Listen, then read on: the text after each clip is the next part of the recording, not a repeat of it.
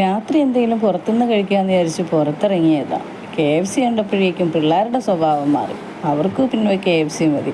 എല്ലാവരും കൂടി ഒറ്റ സ്ഥലത്തിൽ പറഞ്ഞപ്പോൾ കയറുകയല്ലാതെ വേറെ നിവർത്തിയില്ല. ചാടി ഓടി KFCക്കകത്ത് കയറി ബുക്ക് ചെയ്തു. എല്ലാവരും അവരുടെ ആട്ടക്കലാശം തുടങ്ങി. വിഘ്നേഷ് ഭയങ്കരമായ സംസാരത്തിലാണ്. സനയാണെങ്കിൽ പിന്നെ മേക്കപ്പിൻ്റെ അങ്ങറ്റത്തിലുള്ള ധൃതിയിൽ, കല്ലുവാണെങ്കിൽ എന്ത് ചെയ്യണമെന്നറിയാതുള്ള ഓട്ടത്തിലും എല്ലാം കഴിഞ്ഞിട്ട് സനയുടെ ഒരു ഹായ് മറ്റുള്ളവർക്ക് വേണ്ടിയിട്ട് വീഡിയോ എടുക്കണമെന്ന് പറഞ്ഞപ്പോൾ പിന്നെ ലോകത്തില്ലാത്ത ബിൽഡപ്പായി. അപ്പോഴേക്കും ഞങ്ങളുടെ പട്ടിഷോയൊക്കെ തുടങ്ങി. പട്ടിഷോയൊക്കെ കഴിഞ്ഞ് ഇങ്ങനെ നിൽക്കുമ്പോഴത്തേക്കും ആദ്യം അച്ഛനോട് മിണ്ടിപ്പോകരുത്, സംസാരിക്കരുത്. അച്ഛനോടാണ് കേട്ടോ, വേറെ ആരോടും അല്ല. നമ്മൾ വിചാരിക്കും വേറെ ആരോട് പറയുവാണെന്ന്, ഒരിക്കലും അല്ല.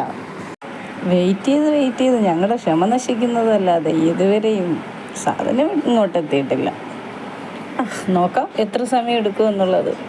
എന്തൊക്കെ പറഞ്ഞാലും KFCക്ക് കാത്തിരിക്കുമ്പോൾ ഒരു സന്തോഷമുണ്ട്. വരുന്നത് ഇഷ്ടമുള്ള.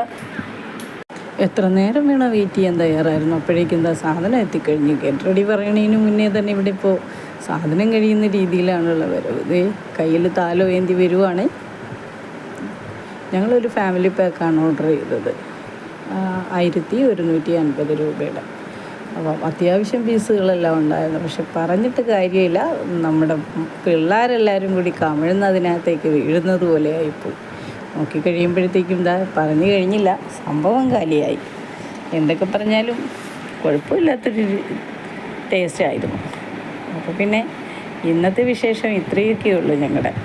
അപ്പോൾ ഇഷ്ടമായ സബ്സ്ക്രൈബ് ചെയ്യണം, ലൈക്ക് ചെയ്യാനും കമൻറ്റ് ചെയ്യാനും മറക്കല്ലേ. ബായ്.